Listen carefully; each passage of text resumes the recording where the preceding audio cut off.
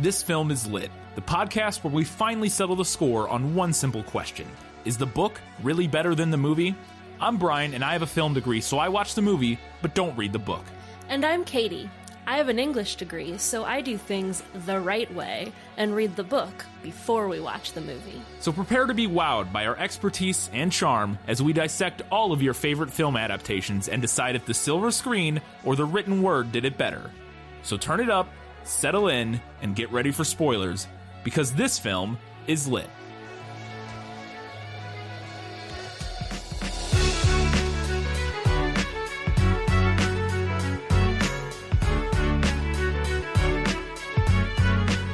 Revenge is a dish best served at the bottom of a hole in the middle of a desert highway. It's Dolan's Cadillac, and this film is lit.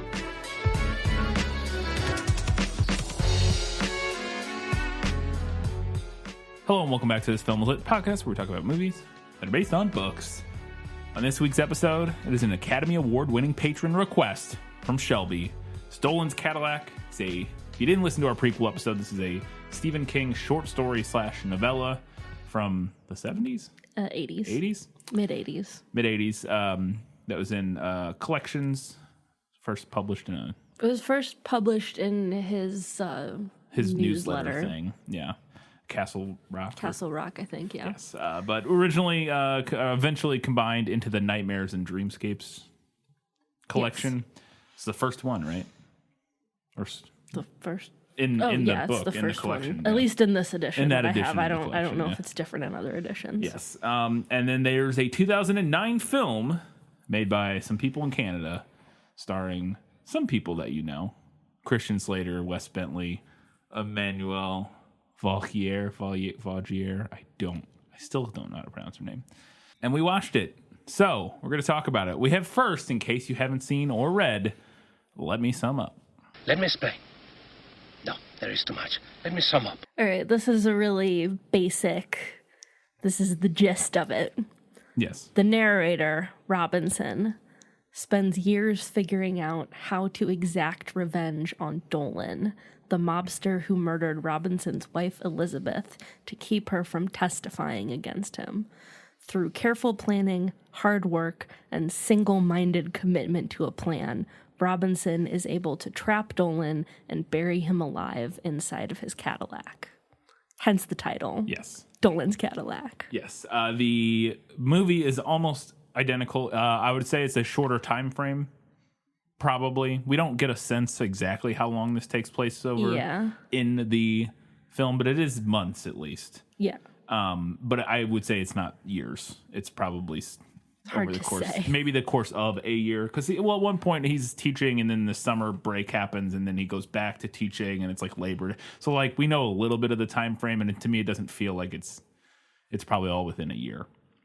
But other than that, the story is very similar in terms of like the basic premise. Outline premise, yeah. Yeah. And the movie adds some stuff. Yes, the movie adds stuff. And we're going to get into that, but the rough premise is the same. The rough outline is the same. So, we don't have guess who? No, there were like little things here or there, but no real like full descriptions of what characters look like. Okay. But we do have our main segment, or one of our main segments. Was that in the book? Nicholas Flamel is the only known maker of the Philosopher's Stone. The what? Honestly, don't you two read? Or in this case, was that in the short story? With short stories, it's tough. I have a lot of questions. I know a lot of times that the answer is going to be no when it's a short story to a movie, because they tend to sort of use the short story as inspiration and then add quite a bit to it, which I imagine is probably the case here. But we shall see. It's not that short of a story. It's not a few pages. It's 60, 70 pages. Yeah, it's something like 50, 60. Yeah, so it's in the ballpark of something that could be translated rather faithfully-ish to a film. But definitely assumed they added some stuff. So a lot of my questions, and this is kind of the first one, is this movie felt very film schooly to me as somebody who's done films during film school and worked on other people's films and written films, short films and stuff during film school for film classes, that sort of thing.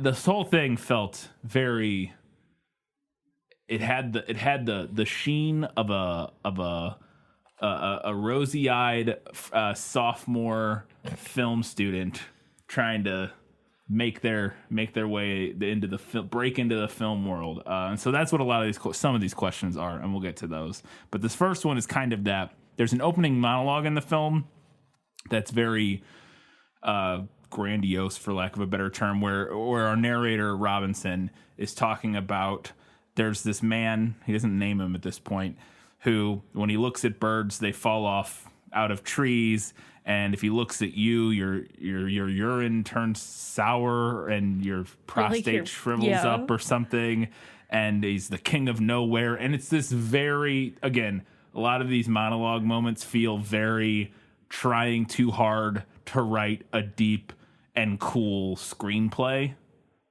about like crime and like a crime boss guy. And this was one of those lines. So I wanted to know if it was in the book. Throughout the movie, there are a few lines here and there that I recognized that were pulled from the book, but this monologue is not one of them. Okay. I have more questions for these lines because that's one of the things that there are 4 lines because, yeah, there's several that I was like, oh boy, yeah, I recognize this, having sat through, a screenwriting class or two.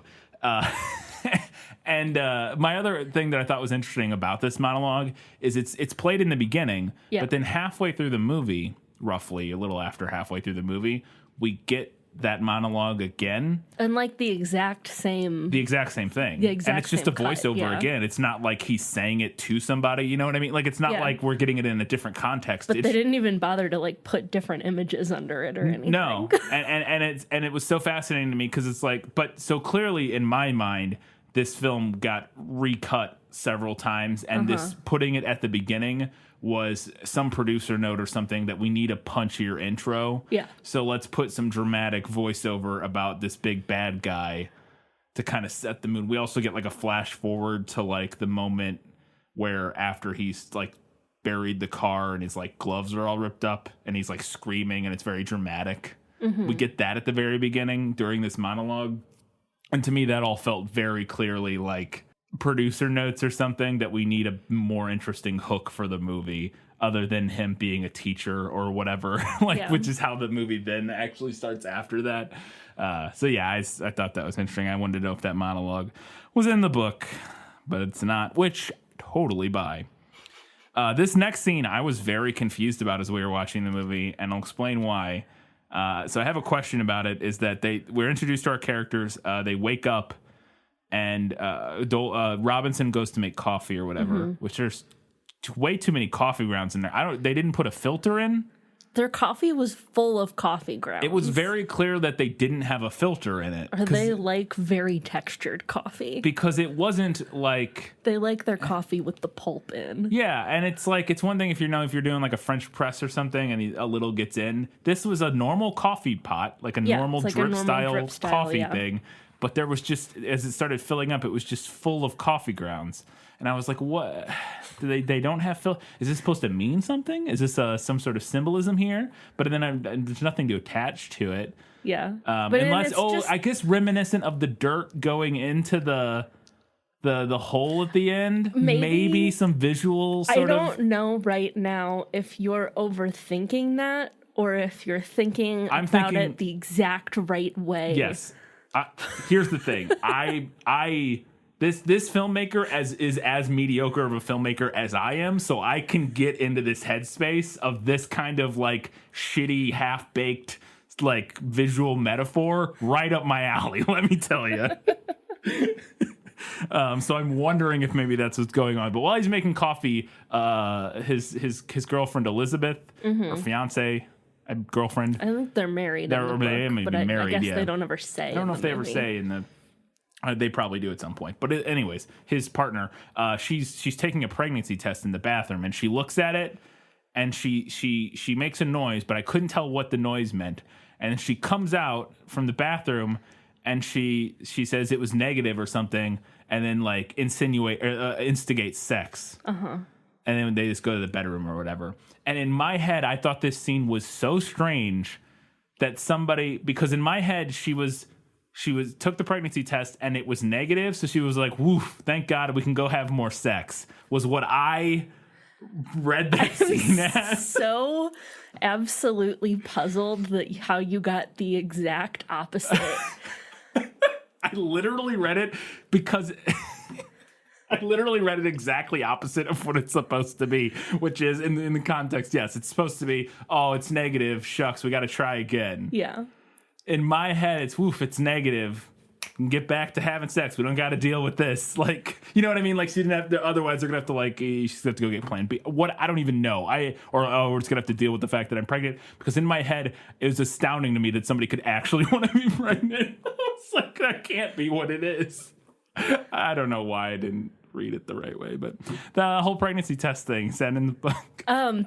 No, them trying to have a baby is a movie add-in, and might I add, just the laziest, most uninteresting way to try to make your audience connect to this couple, to like show that they're in love and like drum up sympathy for them. Yeah. It's just the laziest, most uninteresting thing absolutely you could possibly do. For sure. And apparently doesn't even work correctly for some audience members. No, which is, for me it didn't. And I'm sure I'm an outlier there. I don't know why I read it. Maybe, I guess it was her reaction to the test didn't read disappointed, or at least like, you know what I mean? She doesn't have like an over dramatic. I don't know. I don't even really remember what exactly I don't remember her reaction. But I felt like she just looks at it and kind of like, and like, I don't know. Because to me, I didn't even pay attention to her reaction, because to me, opening with her taking the pregnancy test, to me is, oh, they're trying to have a baby. Because usually if you're not trying to have a baby and you take a pregnancy test, that's somewhere like a little bit further into the narrative. No, that makes perfect sense. I agree with all of that. I don't know why I interpreted it the way I did at first until I realized, but I can't explain it other than the fact that, to me, again, it's astounding that somebody would, not astounding, I understand it, but like, I was not in the headspace, of like, oh yeah, obviously they want to have a kid. Like, So then this movie abruptly cuts to, she rides horses. It's never, I mean, whatever. It's just her hobby, I guess. So she's like riding out in the desert, and she comes across this scene where, we see these people in a truck, like a moving truck, being driven through the desert, and it's these women in the back, and it's very clear that it's people smuggling people across the border, essentially. And the truck arrives at some place, and Dolan shows up in his big fancy Cadillac SUV. And there's some sort of issue. I don't even know exactly because they're all like passed out from heat exhaustion. Yeah, because there was like a fan blowing into the back, but then it breaks while they're driving. So like some of them are dead, and some of them are just like passed out. Yeah. And so he shoots the driver, and then shoots the other guy who was like the other guy in the front. And then one of the women tries to run away, and he shoots her. And this whole time, our Elizabeth is just sitting on top of this ridge watching it all. Just like in plain view. Like silhouetted against the sky. Yeah. You know what I mean? Like, just as obvious as could possibly be. And she's not far away. She's like 100 yards or something, like, up this hill. And even as the girl starts running towards her, she just sits there. She's like she's got her cell phone, and she's like trying to, I guess, call 911. Yeah, you assume she's going to call 911, but she just sits there. I was like, forever. Girl, just like go a little bit. Like go down onto the other side of the ridge or something. And then call 911. Where they can't see you. And shoot at you. You're watching them shoot people with guns, and you're just sitting there. Oof. She has some real interesting choices in this film that definitely took me out of sort of the setup. But yeah, so she just sits there and watches them murder them all, and then she gets shot at, and she drops her phone. Yeah. And runs away. And she gets away. Does that play out like that in the book? Because I found that scene very frustrating to watch. No, the book actually doesn't tell us what it was that Elizabeth witnessed or how it happened or anything like that. Just that she witnessed something, and she was set to testify against Dolan when she was killed. Right. Okay. Man, that scene was infuriating, and it's infuriating that you would add a scene like that and then do it so poorly. Yeah. It's Because, I mean, the reasonable thing, I feel like, is to have her come upon this, and then, like, as she's trying to, like, scoot away without being noticed, like, her horse whinnies, or her like phone rings, or like she disturbs some dirt and it Yeah. slides down. Yeah, and then they chase her or something, Yeah. and then in the chase she drops her phone, Yeah. or like, you know, and then because the phone dropping is important because that's how they're ultimately able to find her. I assume Right. is through her phone number. That once they get a hold of her cell phone, then they get her contact information or whatever, which is how they ultimately find her. Which is why our people have to go into witness protection essentially, because she's witnessed this crimes now and she can testify. But yeah, it plays out so clumsily and so infuriatingly. Like you're watching, you're like, "What are you doing?" Like it's one of those things like in a bad horror movie where you're like, you're an idiot. Like, what are you doing? And then, you know, there's something to be said about being in shock and not knowing how to deal with a situation like that. But this is she's not like in an immediately life-threatening situation where she's like you know what I mean? Like where her reaction, she's just sitting there. Like, why? It's like, and she thinks to call the cops. Well, and move. it's almost it weird too, because she's sitting there and it almost looks like she doesn't know what to do, or like she's trying to figure out what's going on. Yeah, like she doesn't get what's going on. Yeah, and it's just like sitting there watching, and I'm like, please move. Yeah, like do something, because it becomes very obvious very quickly what she's looking at. Again, she's not that far away. She can see the back of the truck, and as soon as he shoots a guy, she reacts. But doesn't do anything. She stays for like another minute. Just anyways. Yeah. Very frustrating. So then they go to report this crime to their local sheriff. She rides off, and they go to report this they go to the local sheriff's office. Her and Robinson, and they're talking to this local sheriff. And this local sheriff is this movie's definitely trying to do a little bit of like expose of the people in power being racist type of thing. You know, trying to have some commentary about that, because this sheriff is the most cartoonishly racist person in the movie, other than Dolan, who we'll get to. He goes on this diatribe about immigrants coming over the border illegally or whatever, as he describes it. He calls it like an alien invasion, but he goes on this rant, and he just throwing out racial epithet after racial epithet about Mexican immigrants, and just going crazy. And then he's like, "Well, I can't do anything about it, whatever," because they're not, you know, it's not. He doesn't care, and it whatever. So ultimately, they have to go to the FBI. But is that scene in the book with the cartoonishly racist sheriff? No cartoonishly racist sheriff. Yeah.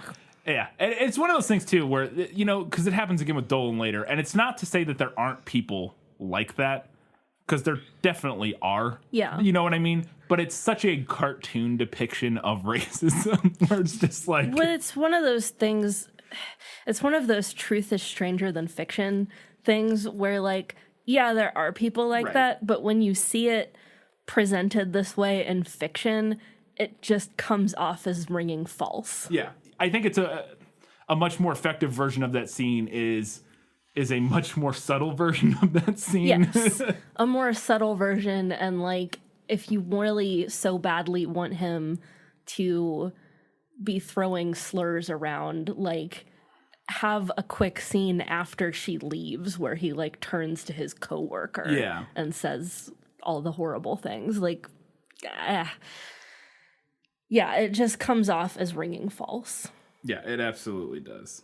So then we cut from that to a scene of Dolan now after this, he's murdered these people and stuff in his apartment or whatever, like cleaning up after the fact, and he's discussing with his like second in command, his like muscle guy, about the whole situation, about how it's all messed up, and he's exposing these views that, you know, it's terrible that he has to do this, and that he basically goes on this big rant about how like all you know, it's the haves and the have-nots, and these poor immigrants have to come across illegally because the system's all messed up, and I'm the good guy here, you know, helping them across, and it's such a terrible thing that I have to do this. But, you know, he's basically kind of setting up that he sees himself as all people do, sort of the hero, and his, you know, he doesn't see himself as the bad guy, quote unquote.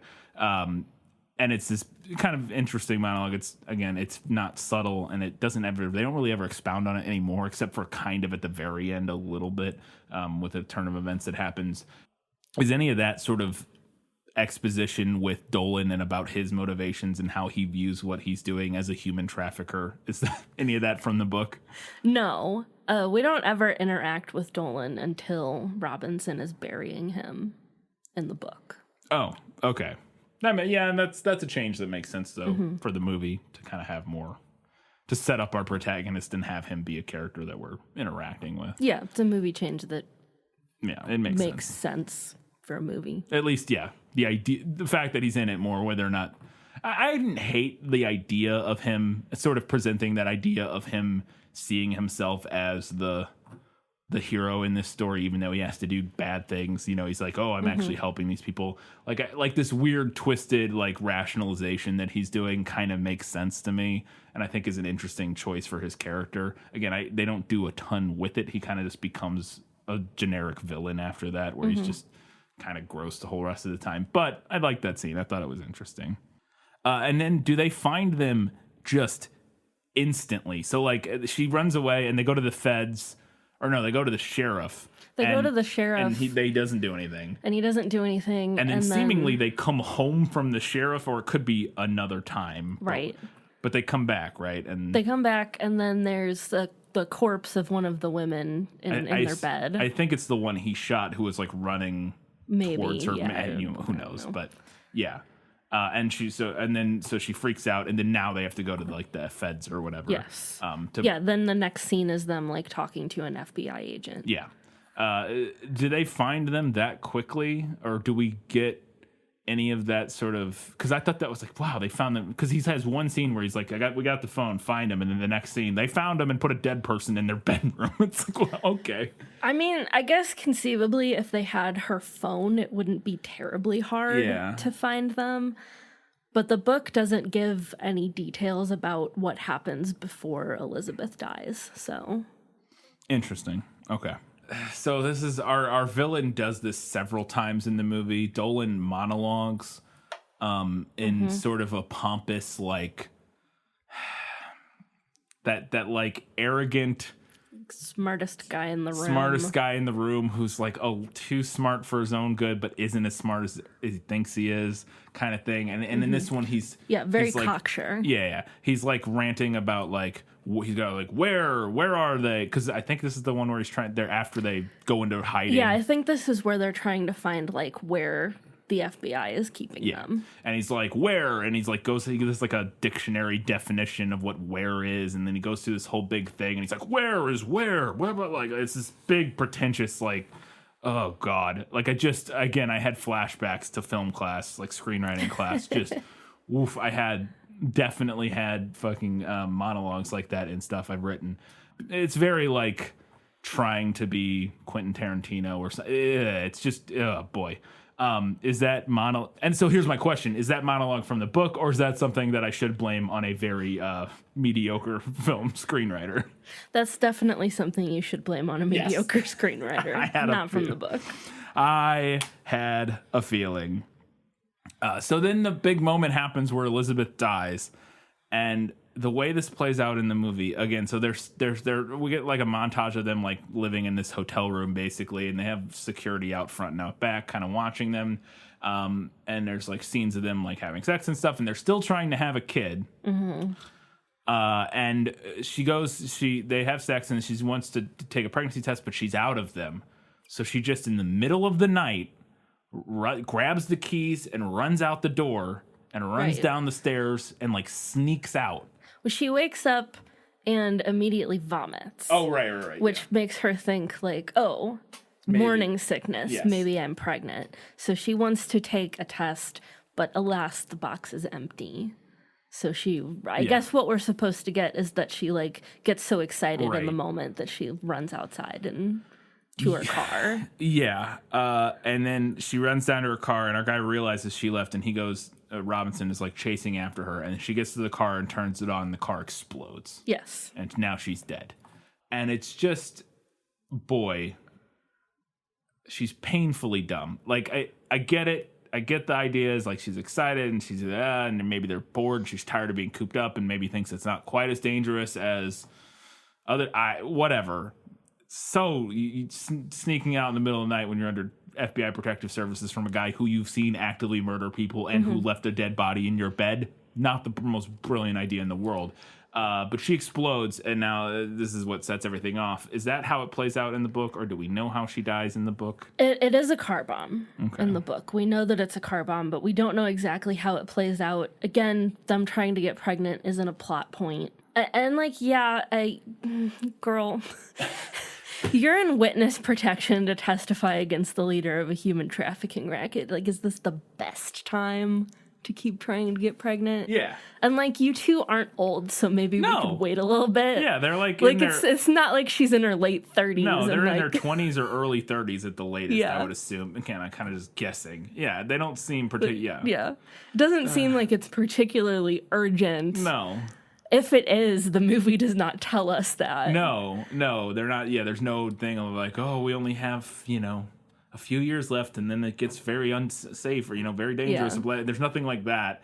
And even still, I think even if she does want to still get, it's just, okay. And I get you're excited or whatever, but.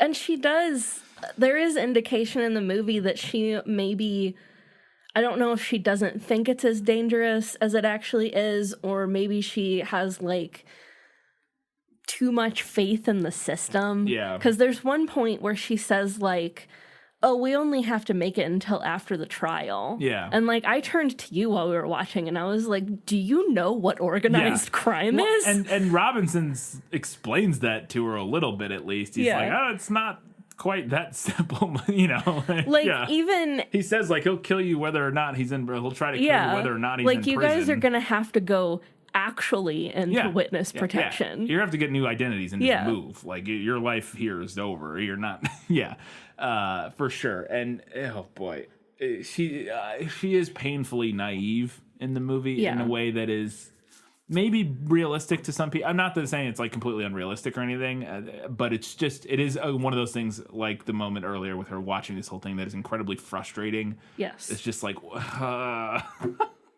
come on. So this is one of the other scenes we talked about, sort of the cartoony racism of this movie is Dolan. So there's this big buildup. Robinson is going to try to kill Dolan. Like he's purchased a gun. Yeah. And he's been watching Dolan like go in and out of this hotel. This casino or hotel that he lives at in Vegas. And he's been like watching him and taking notes. And he bought a big gun and he's like finally going to go kill him. He's going to shoot him. And the time he goes up to shoot him, as he's getting ready to do it, a van pulls up.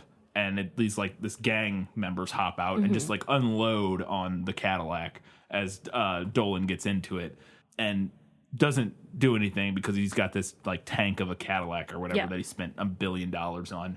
And then his bodyguard like kills the gang members or whatever, and they drive away. Right. And so Dolan's not able to do anything.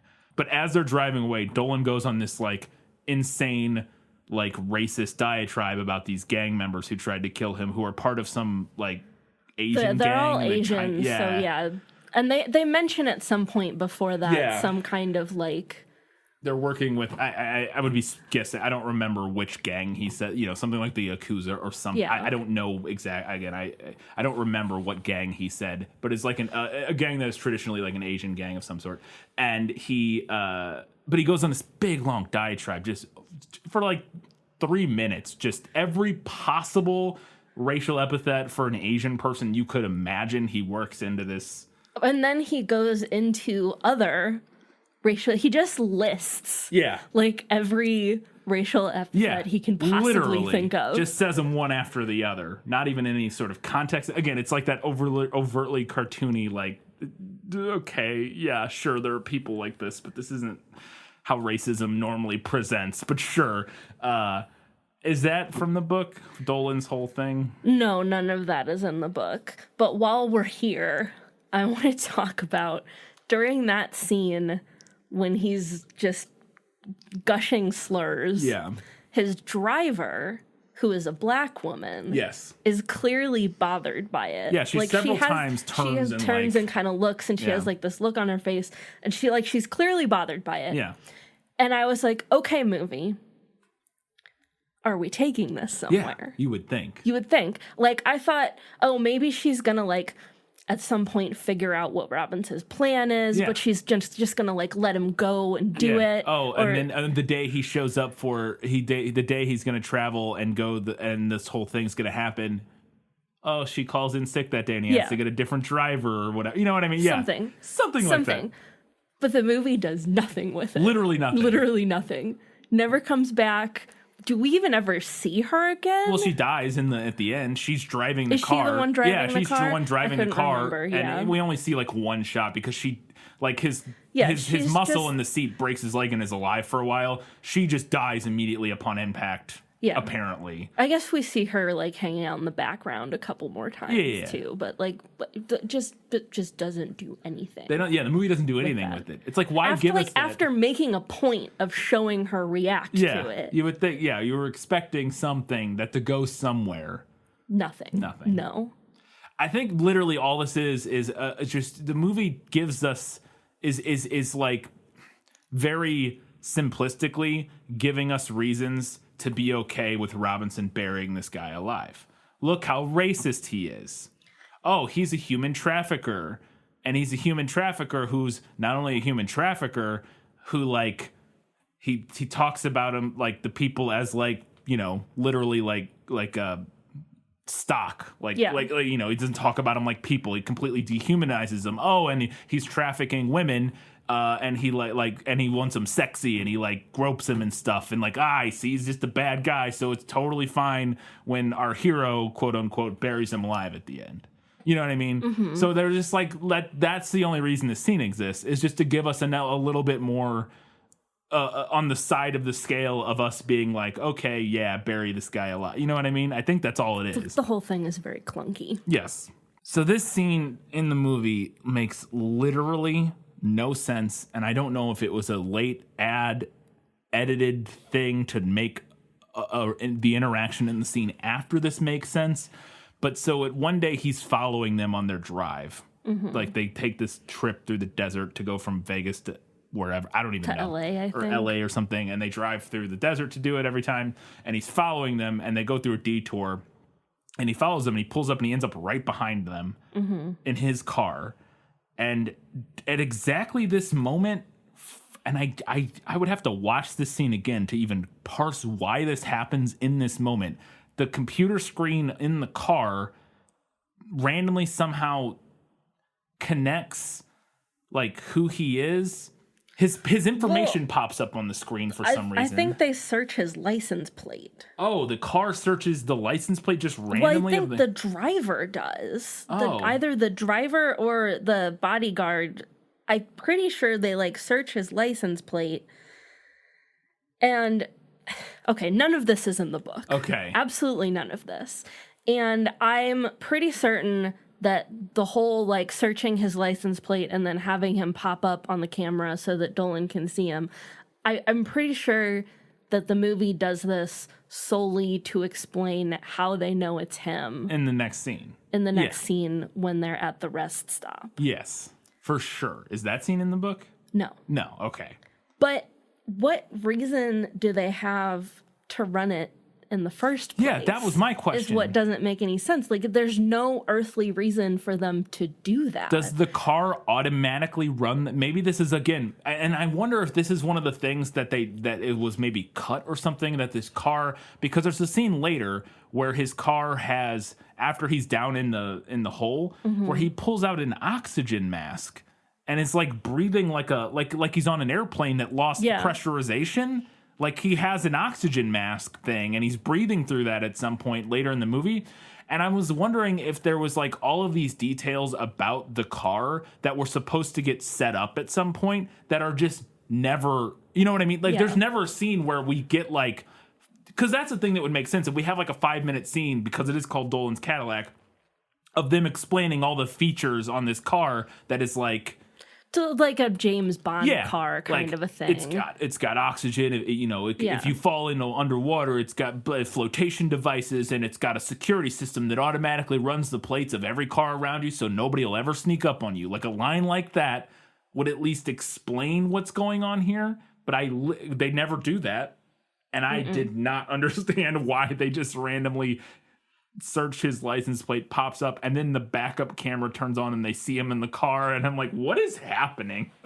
That's the weirdest scene in this whole movie to me. But yeah, it really is just to set up, because then he drives away and they follow him to like a rest stop and they like beat him up. Yeah. And Dolan like intimidates him and calls him a coward or whatever. Yeah. Basically, and is like, you won't kill me, you're a coward, essentially. And yeah, it's just so that they know who he is and know where he is in that moment. Right. So strange. Such a and I get that interaction. I get wanting that interaction with Dolan, like that personal, like to give them. And I'm wondering if that whole section wasn't a reshoot. And like maybe that whole thing with the bathroom scene and the setup for it, they're like, we got to get them together before the end of the movie. You know what I mean? And like they got to know, like we got to somehow get them to interact with each other before the end of the movie so that the payoff is better. So that like right, because the movie needs a reason for Dolan to recognize him at the end. Yeah, when he's burying him, or to like know who he is. Yeah, at least. But it's so clunky. It's so clunky. Oh my gosh. There's another monologue in the movie where Dolan goes on this big monologue about falling objects, and he goes into like a weird like physics lesson about the nadir, which is like when the thing hits the bottom of the and the arc of descent and all these different things. And it's like this big pretentious monologue again. And this is another moment where I was like, this is very clearly some shitty film student who wrote this.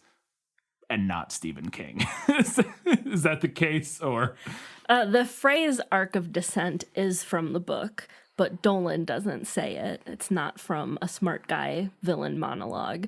It's from the point in the story when Robinson is figuring out the exact dimensions and like how he needs to set up his trap. Oh, okay. So that the Cadillac will like fall neatly into it and be trapped.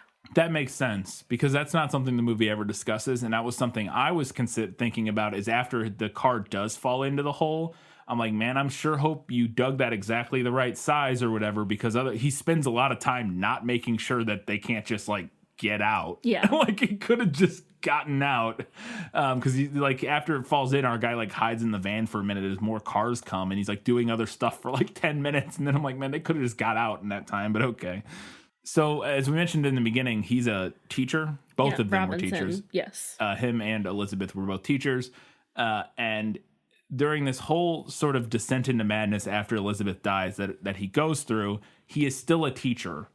And after he gets beat up in the rest stop, we even get a scene of him going into school, and he's like bruised and bloody, and he's like knocking things off. Like he throws all the stuff off his desk. And I was like, man, they're still letting him teach. And now again, we don't know, he may have gotten fired after that, but they don't imply that, because it's implied that he is still a teacher after that, because he takes a 3-day weekend over Labor Day so that he's not teaching, so that he can do this whole plan. Yeah. So he's still a teacher after having a complete mental breakdown in front of his students and like breaking things.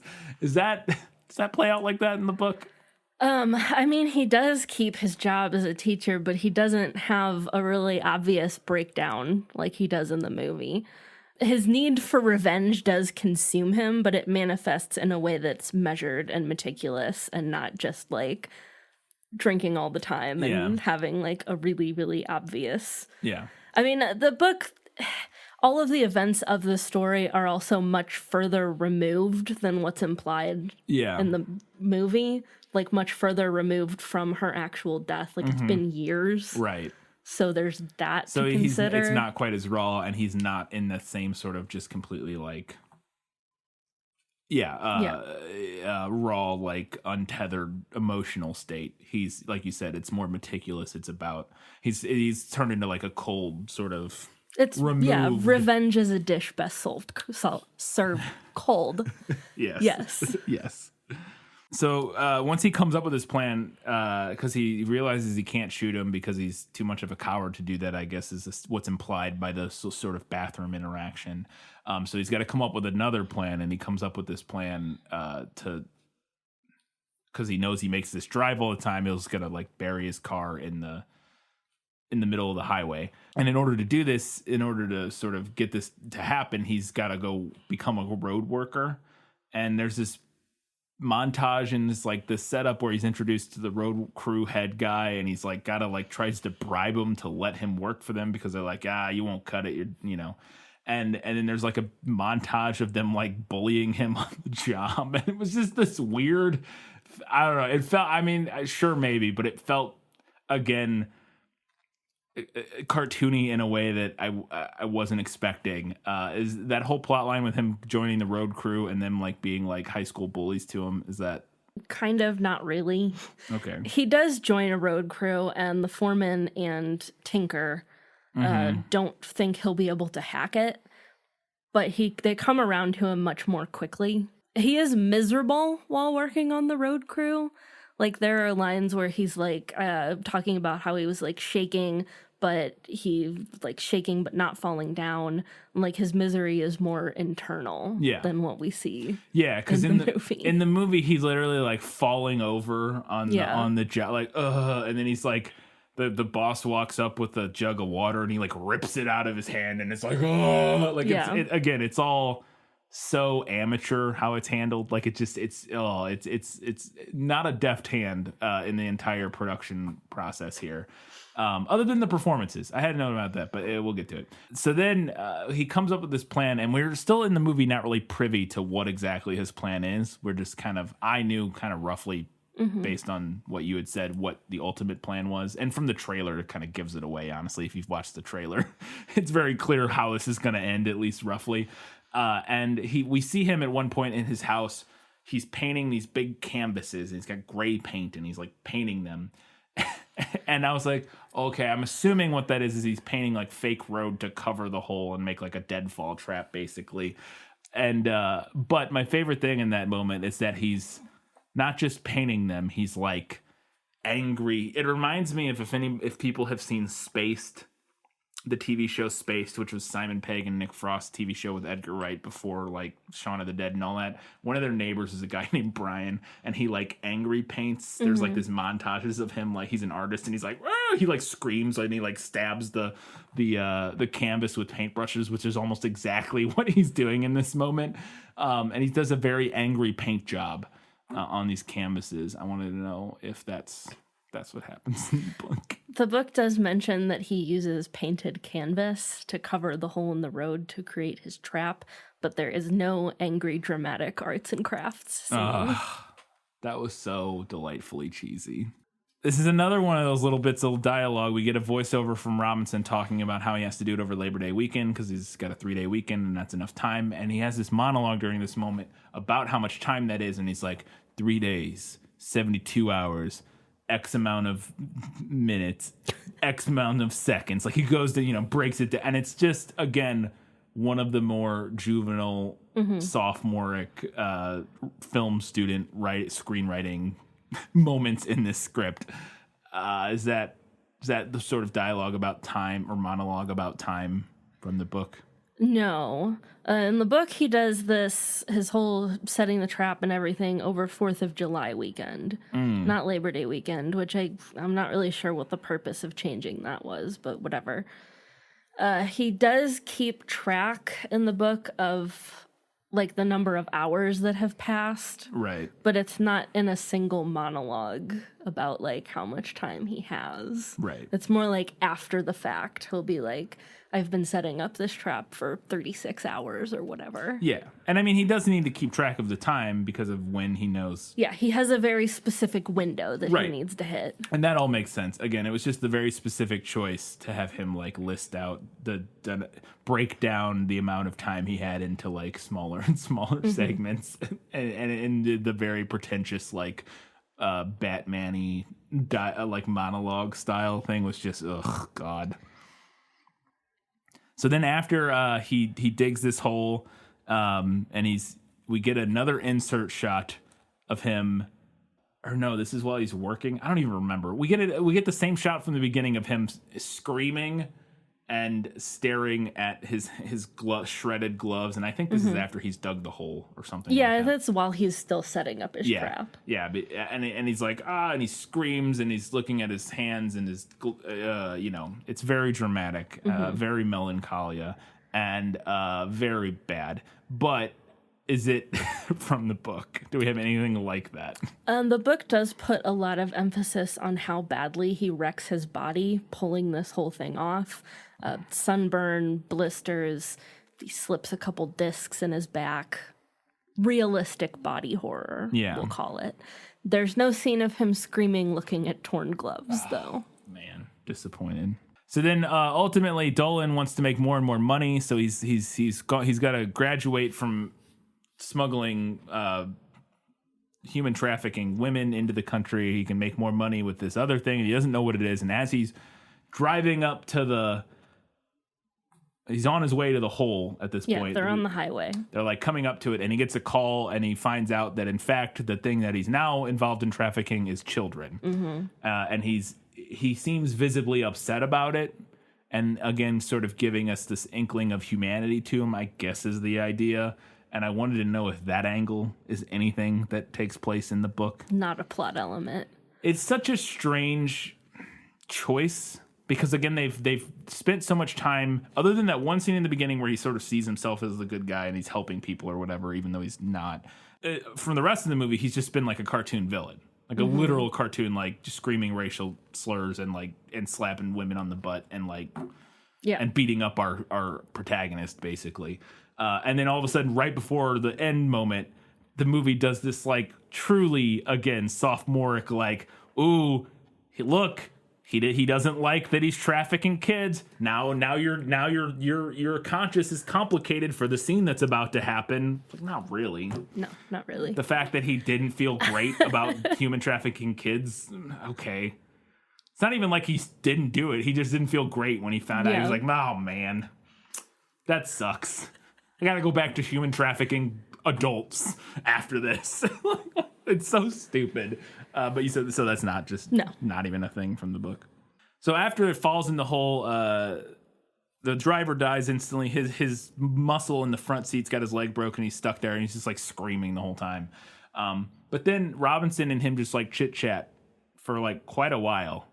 As he's like, at first he's pretending he's there to help him, and then like he's called like the police or whatever, and then ultimately they sort of figure out who he is. He figures out, oh, this is Robinson, because he calls him Dolan and that sort of thing. How does any of that dialogue take place in the book? How does that play out? Is it similar to the movie? Do they have a back and forth?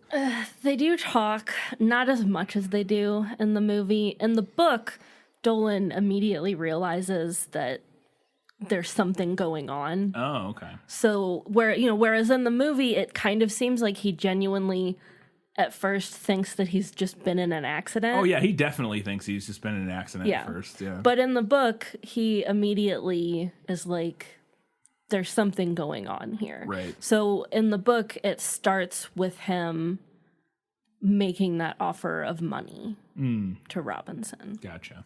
And then Robinson counter proposes the money offer and says, I'll let you out if you can scream loud enough. Mm-hmm. And then so Dolan starts screaming, and that's obviously he was never going to let him out. But is that element from the book? That is actually directly from the book. That I had a feeling was, because that felt very Stephen King? Yes. Yeah. It felt like it made sense. That's the kind of macabre and like horrifying, like psychological torment thing that made sense. That also, is that anything to do with the because this is very clearly inspired by the Cask of Amontillado, which we'll talk about. We talked about it in the prequel. Is there anything to do with that, like the screaming in that story that you remember? I don't know when the last time. I would have to reread to see if there's like a direct correlation to it. The two characters in Cask of Amontillado do have a conversation. Yes. And there is like some attempt on the part of Fortunato, who is the one being bricked in, to like dissuade the other person from carrying out that deed. Gotcha. Then some complete nonsense happens in this movie, which there's already been a little bit of it.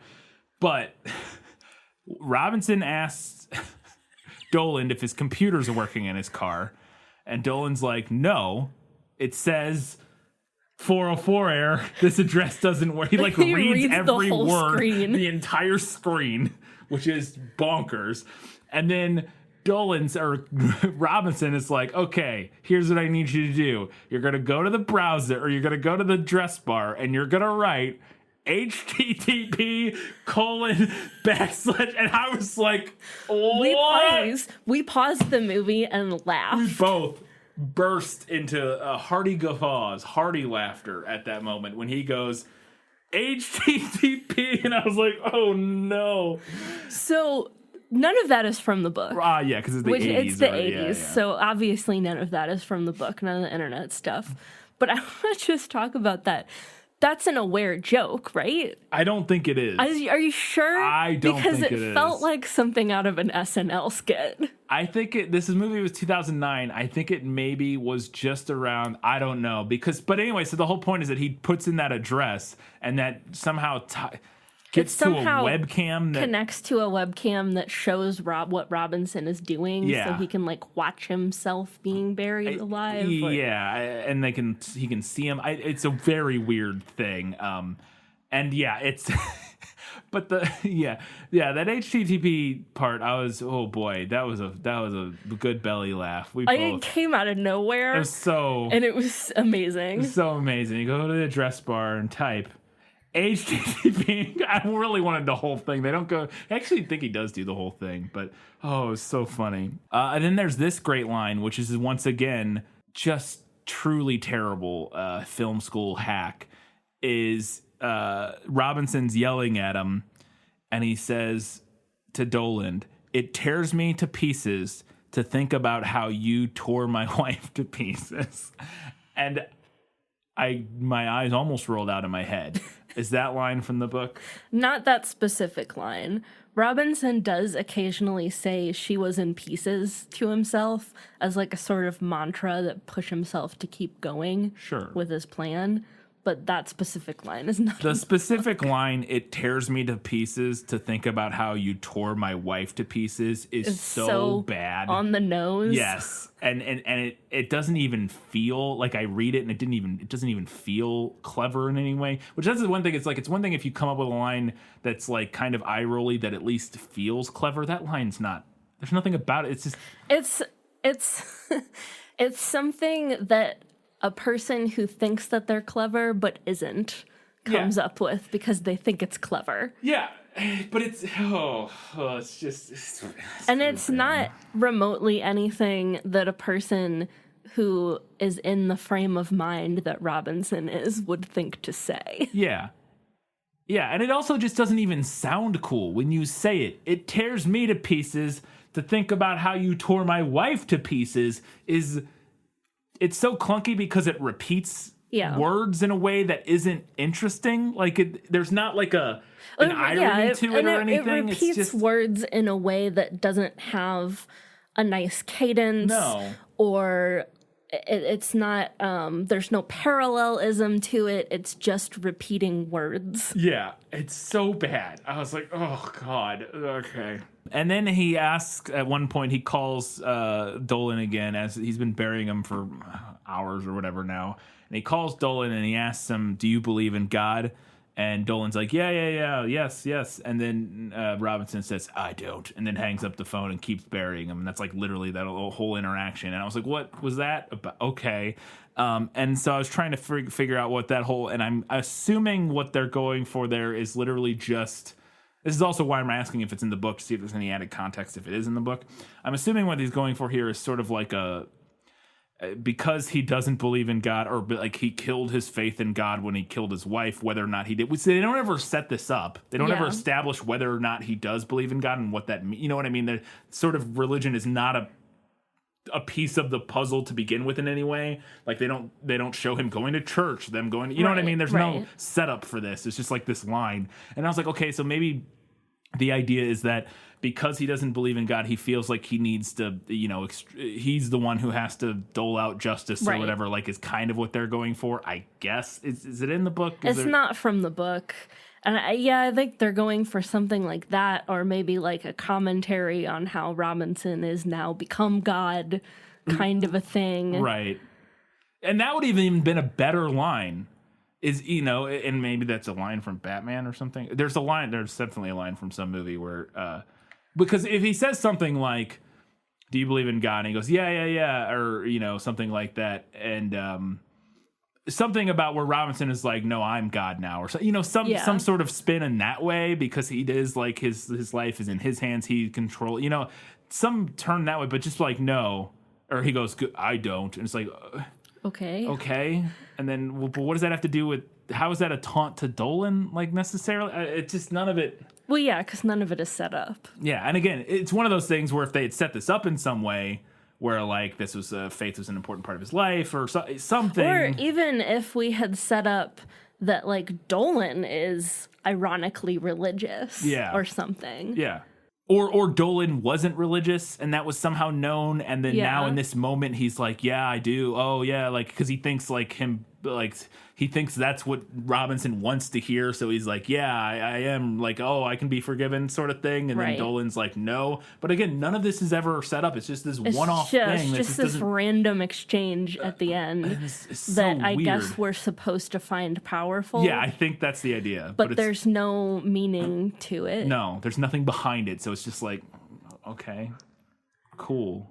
Good for you. So then I couldn't help but interpret it as, because I think it's what I said of like him being the one doling out justice, but it's like I also couldn't help but feel it as some sort of weird, like vaguely like sort of vague burn on like irreligious people of like, he doesn't believe in God. He doesn't have it. He'll do it. He's crazy because he doesn't believe in God. You know what I mean? I don't know. Yeah. I mean, I feel like there's not even enough for me to get that kind of reading from it.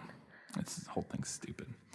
And then so that finally it gets to the end when he's finally finishing burying it, and he's looking through the sunroof, because we've established that this car has like a sunroof on top, and he's got the rest of the car buried, and he's looking through the sunroof, and Dolan's yelling at him, and it's it's been a long time since I read The Cask of Amontillado, if I ever have, but it felt very clearly inspired by the story, because from my memory and you said he's bricking up the wall basically.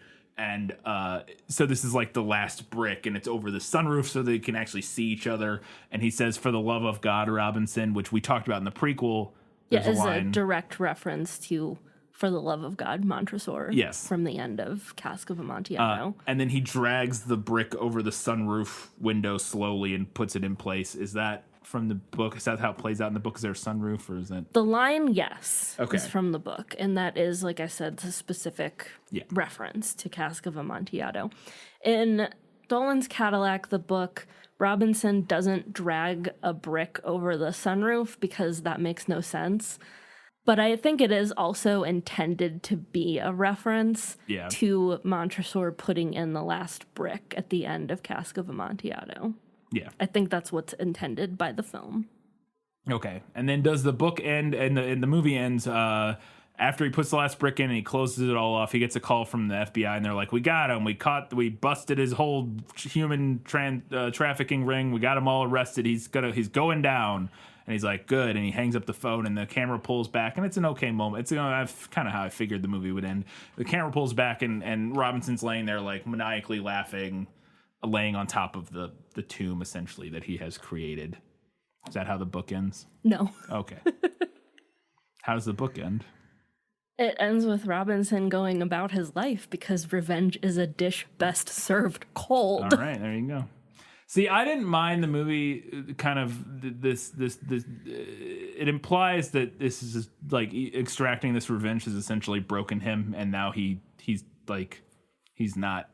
The idea that the revenge in this sort of way isn't exactly a great idea, and that it in fact will sort of ruin you as a human, and the fact that he kind of just laughs maniacally laying there implies to me that, like, wasn't a great thing. This is all just bad, basically. Like, is kind of the movie is saying to me in that moment, which worked for me. But it's interesting if in the book it seems to maybe not go that way. Interesting. Okay, well, let's talk about it. What was better in the book? You like to read? Oh, yes. I love to read. What do you like to read? Everything. All right. I have a handful of things here. First off, Dolan. The book gives very few details about Dolan and what he does, which I prefer. The only things we really know about Dolan are that he's involved with organized crime, everyone is afraid of him, and that Elizabeth was killed while waiting to testify about something that she witnessed. We don't know what exactly, but that Dolan gets away with it again, right? Because he's a bad guy. Yes. Personally, I think this is something better off left to the imagination. Like, we can trust our audience to build their own idea of who Dolan is and why he's a bad guy. Now, we've talked about this a little bit. The movie tells us a lot about Dolan. We know exactly what it is that he does.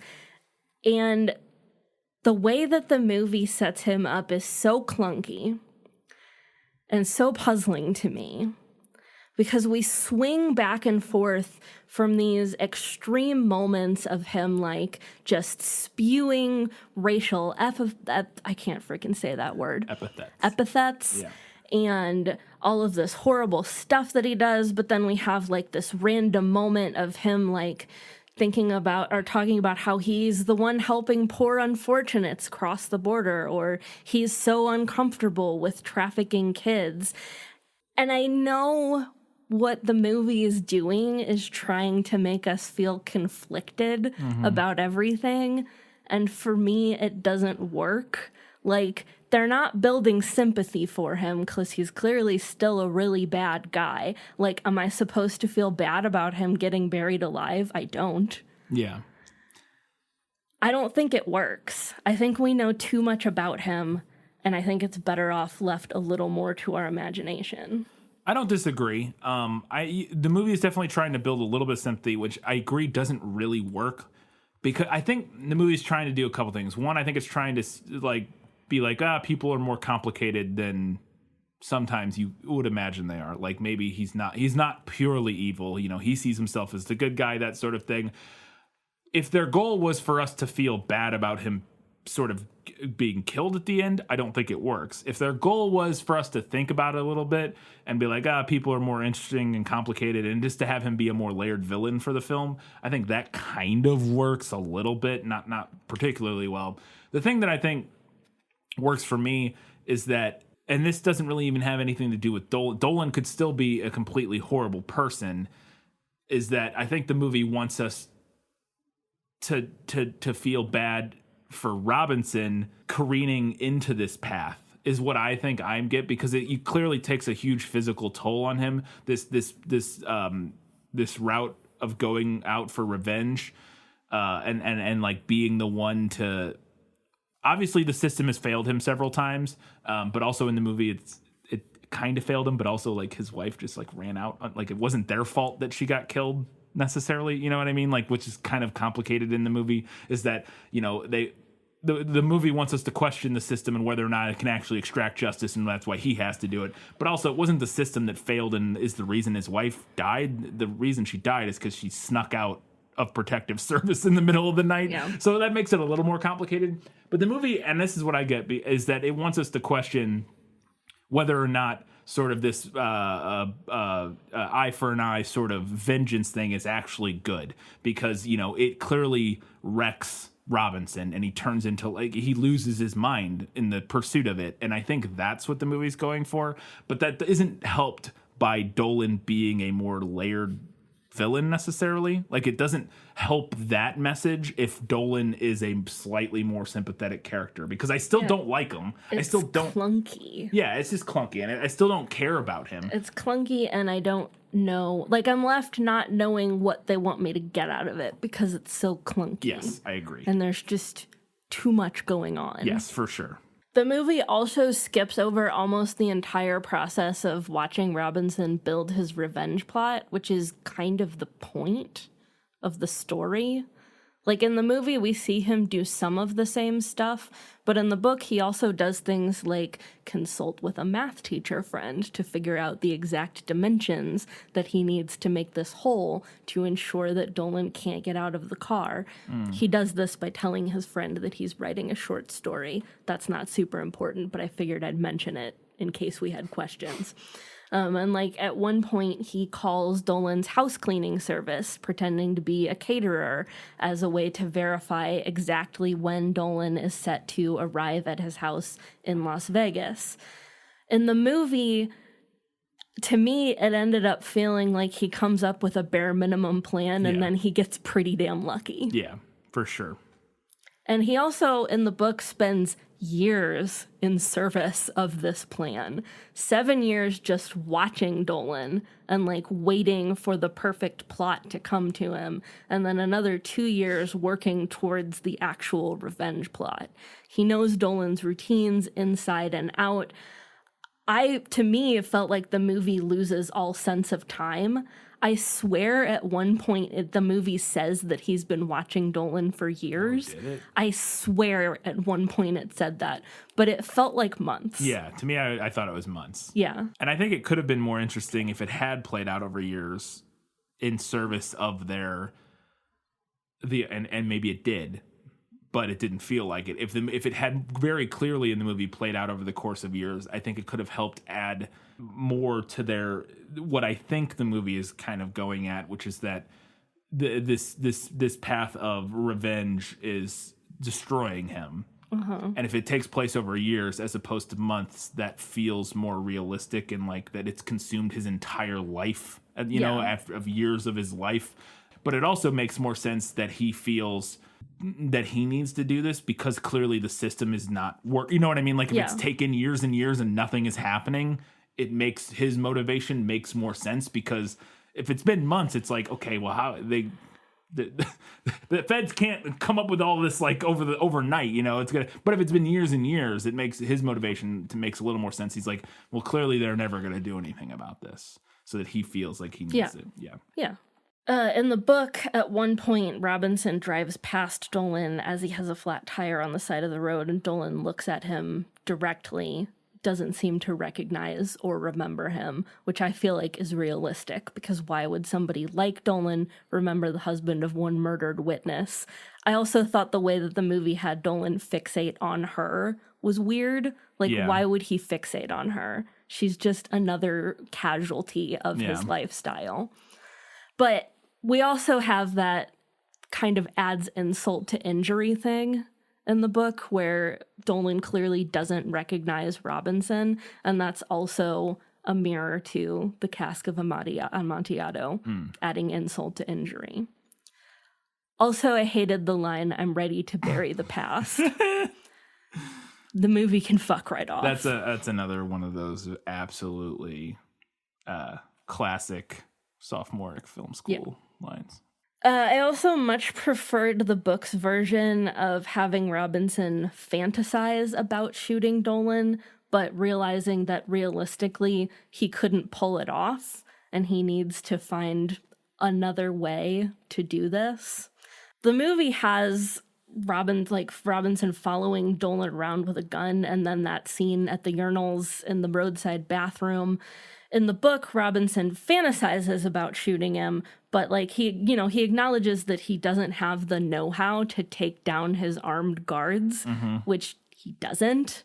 And honestly, I feel like the movie could have had its cake and eaten it too if it had done something similar to Hush, having Robinson imagine confronting Dolan or trying to shoot him and then realizing that he'll fail at it, but where the audience doesn't necessarily know at first if what's happening is real. Yeah, because I think the thing the movie does is it tries it kind of sets up this gang tries to do it and they fail. There's three of them and they fail. So what chance does he have? But then the movie has to go the extra because clearly that's not the problem. Because his plan wasn't to spray bullets at the side of a car. His was just to shoot him as he walked by. And we've watched him in the desert becoming a good shot with this gun. So he should feasibly be able to hit this guy slowly walking to his car. He's not, you know what I mean? So the plan seems possible. But then what the movie does, it goes further, which I think kind of works with the whole bathroom scene where he basically calls him out and is like, you don't have, you're not the kind of, you can't shoot me. You're not. There's an extra level of sort of commitment or you have to take an extra step. This whole digging a hole in the desert and then the car falls into it and there's like a removal there. Like he's not actively like pulling the trigger kind of. I mean, he is, you know, but like, so I the movie kind of goes for that angle, which I think works, but also it's, yeah, I like your idea though. I think if he had it play out and realized he would fail, I think would actually be an interesting way to do that. Yeah. Also, the line, "I sentence you to life." Fuck off, movie. Fuck off with that. I also felt like the book had a more compelling version of Robinson. He's described as balding and like the kind of soft and chubby that comes with being middle-aged, although he does start working out in an effort to get onto the road crew. Mm-hmm. So conceivably, he's like more fit by the end of things. But I felt like watching somebody who's basically like Walter White at the beginning of Breaking Bad would have been more compelling. Yeah. Like Wes Bentley did fine, but he's young and just seems reasonably fit the entire time. So like, where's the challenge? Yeah. I also didn't care for the movie's addition of the determined federal agent and then them like taking down Dolan's operation at the last minute. I think it doesn't work with the movie's weird timeline. Yeah. Like you said. I also think it's just extra stuff that the story doesn't really need. Yeah. Again, I think it's playing into the idea, because they do take him down, that Dolan's whole revenge was not the right way to go about this. Is, again, I think that's trying to tie back to that thesis from the movie. But yeah, I don't think it's super necessary. It doesn't really add. Also, I think maybe there's like, oh, we got to remember all those kids. We got to, they're safe. Ooh, we saved them. Ooh. All right, moving on. All right, let's go ahead and talk about what's better in the movie. My life has taught me one lesson, Hugo, and not the one I thought it would. Happy endings only happen in the movies. I thought it was interesting to actually get to see Robinson and Elizabeth interact with each other while she's alive. We don't get to see any of that in the book. I thought the movie might have been better served to do that through flashback. But it's interesting at least. Yeah, because she's just dead. Yeah. I thought the corpse in the bed was at least an interesting visual. Yeah, I thought so too. It's a little bit cliche. Yeah. And I think when I think about it too hard, it doesn't really make sense because they would absolutely just kill her. Yeah, they got into her home and they left the corpse there saying like, shh, like it had like it was holding a finger to its lips, like be quiet. But it's interesting and creepy. Yeah. And I didn't mind the decision to give a visual aid to Robinson hearing Elizabeth's voice, because that is an element in the movie where like he hears her voice like insisting that he seek revenge and like egging him on. So we just see her. We see like her burnt corpse. Yeah. Which again is a little bit cliche, but I get it. And then there's another moment where she's like, she kind of just pops up in different moments, not always like a corpse. Like other times she's like in the bathroom. There's one moment where she's like, oh, we're pregnant or whatever. And like he's hallucinating. Yeah, he hallucinates her a couple times. Yeah, it kind of works. I went back and forth over this because I kind of hate it. But in the movie, Dolan essentially gives Robinson the idea to bury him alive in his car. We see like when the FBI agent, when they find the buried truck with like the corpses of the women in it, and you kind of see like that, he gets lights. This idea. Yeah. You see like the light bulb go off. It's not a part of the book, but I thought there was at least an attempt at like dramatic irony there, which I appreciate. I also think it just kind of makes sense. I think it works because otherwise it's like, does the book go into why he comes up with this plan, like specifically, or is it just he just has this idea one day, like the burying the car thing? So there's not a clear like moment of indication where he's like, aha, I'll bury him in his car. It's more like he initially gets the idea of like, oh, maybe I could set up a false detour. And then like once he's out in the desert, I can kill him somehow.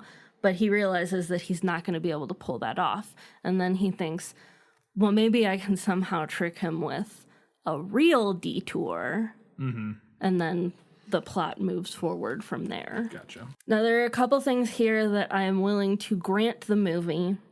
I will grant you that in the movie it makes more sense for Dolan to realize that it's Robinson burying him because of the urinal scene. I still don't like the urinal scene. Yeah. But in the book, Dolan just kind of magically arrives at that conclusion, despite earlier indications that he doesn't remember Robinson, which I think is supposed to show us how intelligent Dolan is, but it still seems kind of like Deus Ex Machina-y.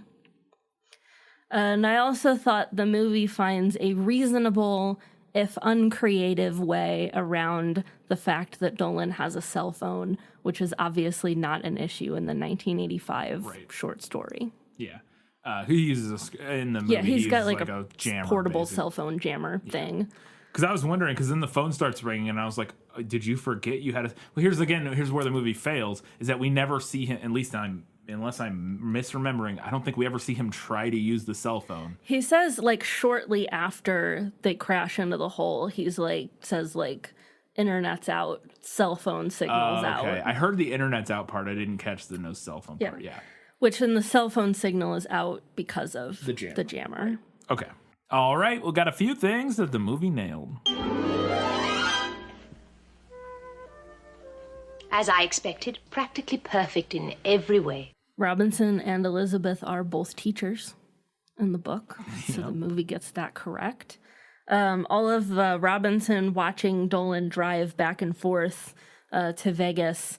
I think it's from LA. I don't remember. It's not really important. Because the important thing in the book is that he's going to Vegas. Yeah. Since that's how he traps him. But there is, I mean, that's like basically all he does for a long time is like follow him and watch him. Yeah. Robinson bribing the road crew foreman with his pocket watch, which was kind of a weird story element because it doesn't really go anywhere, but it is from the book. Yeah. Yeah, it doesn't go anywhere. The character Tinker, which was the big black guy on the road crew that he becomes friends with. So his character in general, and then him kind of becoming like unlikely friends with each other. The line, "I drank his poisoned water and was refreshed," is actually from the book. Which one is that? It's like while he's putting his plot into motion, like whenever he feels like he can't continue to do it, he goes back to like observing Dolan. He drinks his poisoned water and was refreshed anew with more motivation. Yes. The bodyguard's bones poking out of his leg. Oh. And then Dolan shooting him. That's from the book. Mm-hmm. And then there's the point where Dolan like sticks his hand out of the like he can get the car door open like a couple inches. He sticks his hand out and like just wildly tries to shoot Robinson and then says, "Did I get you, cocksucker?" And that's from the book. Gotcha. Is the part where he pops open the sunroof and shoots at him from the book? No, it's not. Yeah, because he just randomly, he like uses a knife. He sees the emergency exit. Oh, is that? I thought because I thought he got something with a knife. He's like stabbing. Oh, I don't know. I thought that somehow, because he's tried to get it open before. Yeah, he tried to get it open. And then he did something with a knife, and I thought maybe that somehow was able to get him to, because he like stabs the ceiling several times with a knife, and then he's able to get it open. I don't know. Maybe he has to twist something, but he sees like, at one point, he sees that there's an emergency exit in the roof. Yeah, but he pops out and he shoots at him some more, and then Robinson sets the bucket from the backhoe on it, so he can't open it anymore. All right, we've got a few odds and ends, and then we'll get to the final verdict.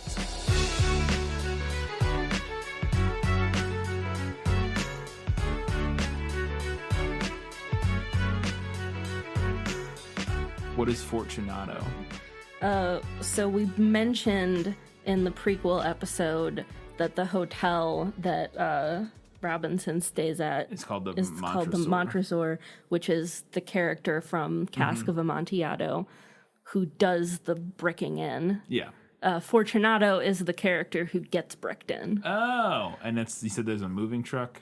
Oh, the moving truck at the beginning, it's labeled like Fortunato moving or something like that. I was surprised that wasn't in the trivia anywhere. Yeah. Because Montresor was. Yeah, somebody noticed the hotel, but they didn't notice that. Yeah, the one with they're bringing the immigrants in at the beginning. Right? Is that what you're talking about? That truck? Yeah. Interesting. When he buys his big fuck-off revolver, the lady selling him the gun says, she gives like a very dramatic spiel about how powerful, she's like, it's a blah blah blah double action, but she says double action at one point, and I know very few things about guns, but I know what a double action and single action revolver are, and maybe he just doesn't know, and maybe that kind of works, but she says it's double action, but every time we see him shoot it, he always pulls the hammer back each time, which that's what a double action is that you don't have to pull the hammer back in order to shoot it. Single action means you have to pull the hammer back. Yeah. And then to shoot it, or else it won't do anything. Like it won't cock itself and it won't spin the chamber. But double action does it for you. But he always pulls the hammer back. And you can do it that way, but I just thought it was weird. And now maybe that's just because he doesn't know anything about guns. So maybe he thinks, like a cowboy, he thinks he has to pull it back every time. Which is like, the single action is like why in cowboy movies where they do the thing where they like hit the hammer with their hand is because it's single action and they have to pull the hammer back each time. Anyways, I thought it was a little detail that was just weird. That is kind of weird. There's a scene shortly after his wife dies where he says that he's taking the antidepressants, and then they show a shot of a dead goldfish with the antidepressants like at the bottom of the tank. Which is like, hello and welcome to film school. And I didn't even go to film school. So much of this movie is so much of it. It's very sophomoric, is what it is. It's just incredibly sophomoric. That's not the right word. It's just hack. It's very trying to be more... like trying to be deep. Trying to be deeper than it actually is. I thought they did a good job making Wes Bentley look all strung out, and like when he is going through his drinking and being depressed and all that, he looks very sickly. Like whoever they got to do the makeup did a pretty good job. He looks... he goes from looking relatively healthy and normal to looking like he doesn't sleep anymore. So that was pretty good. There's one point where Robinson says to the FBI guy, he says, like, I have sixth graders who could put that guy in the electric chair. And I'm just trying to... were like, what? I'm like, what does that mean? Like, is it... I could think of two possible meanings. One, I think is more likely is that it's a really weird way to complain that it's taking too long. I think that's what it is. The other option is that he's saying he has sixth graders who could do this job better than the FBI. I think that's the same thing. I think that's kind of two versions. I think what he's saying is that, like, why are you taking so long? This case is easy. My sixth grader could, like, it'd be like being if you're going it's an open and shut case, like a sixth grader could argue this case type of thing. Such a weird way to say it is any of that. It is. Because he says my sixth grader could put him in the electric chair, and it almost reads like it almost reads to me like he's saying that his sixth graders could physically overpower Dolan and sit him into an electric chair. Or that his sixth graders are ruthless. And it's very weird. It's written weird, but I think I know what he's going for, but it's a weird line. We're like, what? Why would you say that like that? That's such a weird... Okay, sure. When he's getting ready to make his final drive to L.A. or whatever, there's a shot of Christian Slater of Dolan in his hotel room, and he's standing at the window and in the background. And I only noticed this because I was on the Wikipedia page for the Cask of Amontillado at times while we were watching this, looking at stuff. And the artwork on the Wikipedia page for the story, which I assume is from, I don't know, maybe I don't know where it's from. Some illustration at some point. It's from illustration. The exact illustration on the Wikipedia page was hanging on his wall in the background. And I was like, very subtle movie. Nice. Well done. I think this line is right after the Asian gang tries to shoot Dolan, I think is when he says this. But he says, nobody shoots fucking JD, meaning Jimmy Dolan. Yeah. But, and maybe this wasn't what they were going for, but I caught it. JD is Christian Slater's character from Heathers. That's his name, is JD, and he gets shot by Winona Ryder's character at the end of the movie. That if they did that on purpose, that's good. That's a clever little Easter egg. That could be a clever little Easter egg. Could be. Because, it works both ways. Yeah. For sure. That's fun. I like that. I hope that was a clever Easter egg. For a movie that goes so hard at trying to be clever, there's no way that wasn't on purpose. I would guarantee, because it's just clever enough that they could have pulled it off, but it's not that clever. Yeah. So it's definitely something they did on purpose. I will say that I think the actual murder plan itself is fairly clever. Not from like a writing standpoint, but just like if you were actually wanting to kill somebody and get away with it, it feels like not the worst plan in the world. It feels like mildly doable. Right? It's like, this seems like you could actually pull this off. Now, the biggest problem, I think, would be because somebody cut up the road and like it becomes like the suspects narrow down pretty quickly, like once they find it. But maybe they don't find them. Maybe if somehow you. Well, he talks about at the end of the short story, he says that they did eventually make it to repaving that portion of the road, but as he suspected, they were just doing their jobs and nobody noticed that, like, oh, the asphalt broke up a little bit too easily. Stuff like that. I mean, in the movie, they show him and he's clearly, like, putting down, like, squares of brick. Yeah. Which, I mean, it would break up, like, kind of geometrically, but not, like, that smooth and geometrically. Well, they show him cutting it. He actually is cutting the... He puts all the bricks back. I mean, it's very clearly like they went to the garden store and bought like pavers. Yeah. But he also, in the book, he buries the car enough. That's why I said earlier that him putting the brick over the sunroof doesn't make any sense. It doesn't even make sense in the movie. Because, I mean, that would cave in and blah, blah, blah, blah. Right. But also, they would find the car immediately upon breaking up the road. But in the book, he buries it enough to where they're going to break up the road, but they're not, like, they would have to dig deeper to find the car. But it also doesn't make sense in the movie because it's very clear, and I noticed this while watching it, that he pulls the brick over the window, but then it cuts, and then it shows that he had put a lot more dirt on. So the only thing that makes sense is that he did that for dramatic effect in the movie, and then took it off and put a bunch more dirt on, and then put the brick down again. Because very clearly where he's putting that brick at, the car is not...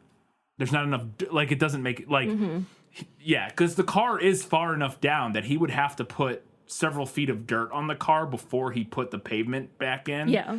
And then the movie shows it that way, but then it just shows him they wanted to do the dramatic shot of him dragging the brick over the window. So they did that, and then they're like, oh, well, we still need to put a bunch more dirt on the car. So there's no way he had to have done that, and then he had to pull it back off and put dirt on It's so stupid, I will say, and I mentioned earlier, that I think both Wes Bentley and Christian Slater do a fine job. Like, the performances are the best part of this movie. They're not amazing by any stretch, but they're the best part because the writing is very weak. The direction is meh. It's okay. It's better than a lot of terrible movies, but it's not great. And the writing is very clunky and mediocre, and again, hackish and like sort of film school level. But the performances are pretty good from our two main characters who get 90% of the screen time. Yeah. Okay, I want to talk about this a little bit. There's one point. So part of what we see Dolan doing with his human trafficking racket is that he wants to traffic more attractive women so that he can get more money for them. And at one point he says, like, did they find a refugee camp full of supermodels or something? And I had been wondering the same thing. Yeah. Because the movie went from him trafficking a bunch of like normal looking women. Yeah, just normal people, to like trucks full of really beautiful women with like lingerie. In lingerie, yes. With like no indication of how or why we made that switch. Yeah. And then like in the first scene where it's all girls in lingerie, they don't seem particularly troubled to be there. No. Like, and like far from me to like victim-splain, but like the one girl in the red bustier whose ass he slaps is like smirking at him. Smirking. It's like they didn't tell her what her role was. Yeah. It's like in her head she's like just a prostitute or something. Yeah. Who's choosing to really be is. there. I was like, I don't know what I'm supposed to get out of this, because it really does seem like nobody said to this actress, oh, by the way, you're being human trafficked. Yeah. She has act her arms accordingly. She has her arms crossed and she's like, yeah, I'm hot. Yeah. What's up?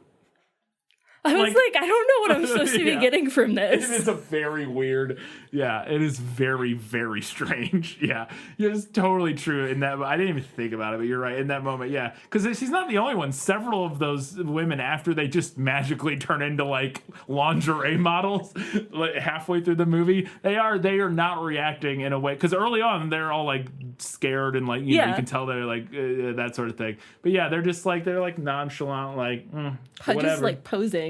They really do. It's like they told them they were prostitutes. Yeah. Like, and that you're like, you know, it's like you're working a job and you think that, you know, you're just kind of used to putting up with jerky dudes. Like that's what you're doing here. It's like, that's not what they're doing here, but okay, sure. Yeah, it was very interesting. All right, time for the final verdict. Now, are you ready for your sentence? Sentence? But there must be a verdict first. Sentence first, verdict afterward. All right.